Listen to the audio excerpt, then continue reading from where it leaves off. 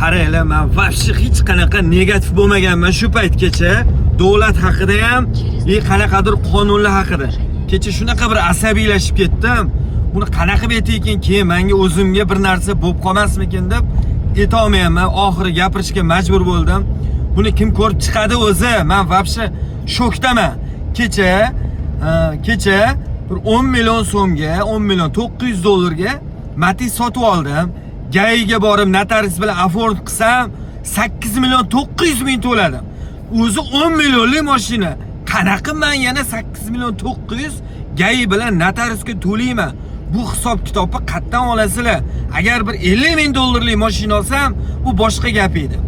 Men shuncha pulni to'lab shokdaman. Undan ko'ra bir tanishimni 2000 ga mashina olsam, o'shanda men 1000 dollarlik mashina emas, 2000 dollarlikni aformit uchun emas, o'zimni komfortim uchun olardim. Buni boshqatdan hisob kitob qilish kerakmi? Bilmayman nima qilish kerak. Mana shunaqa yeb qo'ygan tanishlarga videoni jo'nat